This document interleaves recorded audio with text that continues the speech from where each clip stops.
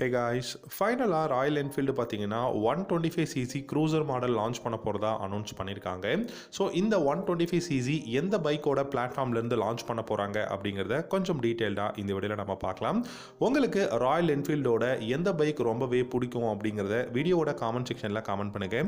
இந்த வீடியோ பிடிச்சிருந்தால் லைக் பண்ணிக்கோங்க, முடிஞ்சால் நம்ம சேனலையும் சப்ஸ்கிரைப் பண்ணிக்கோங்க. ராயல் என்ஃபீல்டு பார்த்திங்க அப்படின்னா ஹண்டர் மாடல்லேருந்து 125cc பைக் வந்து லான்ச் பண்ண போகிறதா அனௌன்ஸ் பண்ணியிருக்காங்க. ஹண்டர்னு மட்டும் கிடையாதுங்க, கிளாசிக் 350 இருந்தும் நமக்கு வந்து 125cc வரதுக்கு நிறையவே சான்சஸ் இருக்குது.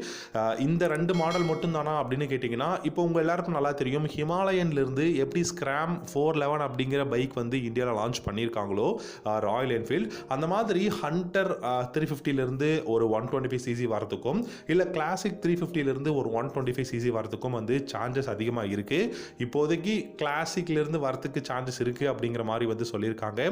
பட் இது வந்து ஒரு க்ரூசர் பைக்கா இல்லாட்டி வந்து ஒரு ரோட்ஸ்டராக இருக்க போகுதா, இந்த மாதிரி ஸ்கிராம்லரா அப்படிங்கிறது இப்போதைக்கு இன்னும் வந்து பார்த்திங்கன்னா தெளிவான டீட்டெயில்ஸ் கிடைக்கல. என்னை பொறுத்த வரைக்கும் ஒரு கம்யூட்டர் பைக்கா, இப்போ எப்படி வந்து ஹண்டர் 350 பெஸ்ட்டான ஒரு பைக்கா எவ்ரிடே யூசேஜுக்கு வைப்ரேஷன் லெஸ்ஸாக வந்து கொடுத்துருக்காங்களோ, அந்த மாதிரி ஒரு 125cc ஒரு பேஸான இன்ஜின் பிளாட்ஃபார்ம்லேருந்து ரொம்பவே டீசெண்டான, ரொம்பவே வந்து ஒரு சூப்பரான இன்ஜின் பிளாட்ஃபார்ம் அண்ட் டிசைன் பேட்டர்னில் 125cc பைக் வந்து லான்ச் பண்ண போகிறாங்க. இதுக்கு ஒரு மிகப்பெரிய எக்ஸாம்பிள் இந்த ஸ்கிராம் 411 அப்படிங்கிற பைக் தான். இந்த பைக்கை பொறுத்த வரைக்கும் பார்த்தீங்கன்னா உங்களுக்கு அலாய் வீல்ஸோட கொண்டு வர போகிறாங்க. Single disc brake, single channel ABS-ஓட வந்து வரப்போகுது. அண்ட் இன்னொரு விஷயம் என்னன்னா, இந்த பைக்கோட ப்ரைஸ் 1,30,000 எக்ஸ்ஷோரூம் ப்ரைஸில் தான் லான்ச் பண்ண போகிறாங்க. இந்த பைக்கை பொறுத்த வரைக்கும் உங்களுக்கு 10 liters of fuel tank capacity, telescopic forks and இந்த பைக்கில் உங்களுக்கு ஷாக் அப்சர்வர் தான் ட்வின்ல வந்து கொடுக்க போகிறாங்க. ஃப்ளாட்டான சீட் வந்து இருக்க போகுது. அண்ட் சர்க்குலரான LED headlamp, LED tail lamp, indicators halogen பல்பில் கொடுக்க போகிறதா வந்து அனௌன்ஸ் பண்ணியிருக்காங்க. ஸோ இந்த LED எல்லாமே பார்த்தீங்க அப்படின்னா இப்போ அப்கமிங்கில் வரப்போகிற ராயல் என்ஃபீல்டு பைக்ஸுக்கு அப்டேட்டாக கொடுப்போம் அப்படிங்கிறது தான். இதுக்கு முன்னாடி நம்ம எல்லாருக்கும் தெரியும், எல்லாமே ஹாலஜன் பல்பு, ஹாலஜன்லாம் நம்ம பார்த்துருப்போம். இதுக்கப்புறம் பார்த்தீங்க அப்படின்னா 125cc கூட ராயல் என்ஃபீல்டு லான்ச் பண்ணுற எல்லா பைக்லையும் LED ஹெட்லாம்ப்ஸ் வந்து வரப்போகுது. ஏன்னா ஹையர் எண்டில் நம்ம ஒரு 650cc அந்த மாதிரி இல்லை, இப்போ ஹிமாலயன் லான்ச் பண்ணியிருக்காங்க, அதில் மட்டும் தான் நம்ம LED ஹெட்லாம்ப்ஸ் பார்க்க முடியும். பட் அப்கமிங்கில் பார்த்தீங்கன்னா 125cc கூட LED ஹெட்லாம்ப்ஸ் வந்து வர மாதிரி வந்து கொண்டு வர போகிறதா சொல்லியிருக்காங்க. ஸோ இது எல்லாமே இப்போ பார்த்தீங்கன்னா இந்த 125cc செக்மெண்ட்டை ஒரு ப்ரீமியம் 125cc செக்மெண்ட்டாக மாற்றுறதுக்கான ஒரு விஷயமாக தான் நான் வந்து பார்க்குறேன். அப்கமிங்கில் பார்த்தீங்கன்னா நிறைய 125cc பைக்ஸ் வந்து க்ரூசரில் வரப்போகுது, ஸ்கிராம்லர் மாடலில், ரெட்ரோ ரோட்ஸ்டரில் வரப்போகுது, கஃபே ரேசரில் வரப்போகுது அப்படிங்கிறதுனால ஸோ இது எல்லாத்துக்கும் ஒரு பெஸ்ட்டாக இருக்கணுங்கிறதுக்காக ராயல் என்ஃபீல்டு பார்த்தீங்கன்னா 125cc ஒரு பைக் வந்து லான்ச் பண்ண போகிறாங்க.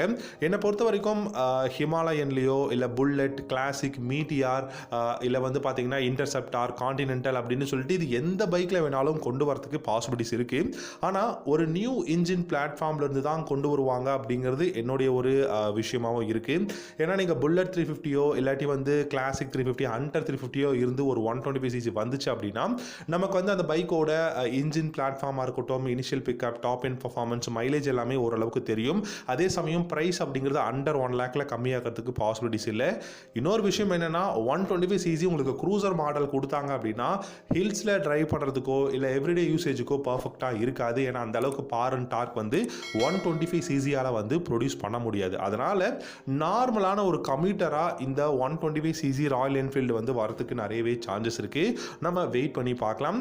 இந்த பைக் பார்த்தீங்க அப்படின்னா எந்தெந்த பைக்குக்கெல்லாம் ரைவலாக வரும் அப்படின்னா டியூக் 125 இருக்கட்டும், இல்லை இப்போ ஹீரோ லான்ச் பண்ண எக்ஸ்ட்ரீம் 125R அண்ட் உங்களுக்கு MT 125, ஹோண்டாவோட CB 125R அப்படின்னு சொல்லிட்டு இந்த மாதிரி குளோபல் மார்க்கெட்லையும் பெஸ்ட்டாக இருக்கக்கூடிய பைக்ஸுக்கு ஒரு காம்படிட்டரை தான் லான்ச் பண்ண போகிறாங்க. எனக்கு தெரிஞ்சு ராயல் என்ஃபீல்டு ரொம்ப வருஷமாக இந்த புல்லட் 350, கிளாசிக் 350 அப்படின்னு இருக்கிறதுனால ஒரு 125cc பைக்ஸ் திடீர்னு ஒரு அண்டர் 1,30,000 லான்ச் பண்ணாங்கன்னா டெஃபினட்டாக வேல்யூ ஃபார் மணியாக இருக்கும், தரமான பைக்காகவும் இருக்கும். ஸோ நம்ம வெயிட் பண்ணி பார்க்கலாம். ஏன்னா ராயல் என்ஃபீல்டுனாவே இன்ஜின் செம்ம கன்னாக இருக்கும், டிசைன் பில்டு குவாலிட்டி வந்து எக்ஸலண்ட்டாக இருக்கும், ப்ரைஸ் கண்டிப்பாக ரீசனபிளாக இருக்கும். அப்படிங்கிற இந்த 3 விஷயத்துக்காக நான் வந்து எதிர்பார்க்குறேன் 125cc பைக்ஸ் ராயல் என்ஃபீல்டு கூடி சீக்கிரம் இந்தியாவில் லான்ச் பண்ணணும் அப்படின்னு சொல்லிட்டு. நீங்கள் சொல்லுங்கள், 125cc bikes Royal Enfield launch பண்ணாங்கன்னா எந்த பைக்கோட பிளாட்ஃபார்ம்லேருந்து லான்ச் பண்ணால் பெஸ்ட்டாக இருக்கும், என்ன ப்ரைஸ் கொடுத்தா பெஸ்ட்டாக இருக்குன்னு உங்களுடைய ஒப்பீனியன், தாட்ஸ் அண்ட் கமெண்ட்ஸை காமெண்ட் செக்ஷனில் கமெண்ட் பண்ணுங்கள். இந்த வீடியோ பிடிச்சிருந்தா லைக் பண்ணிக்கோங்க, நம்ம சேனல் பிடிச்சிருந்தா சப்ஸ்கிரைப் பண்ணிக்கோங்க. தேங்க்யூ ஸோ மச் ஃபார் வாட்சிங்.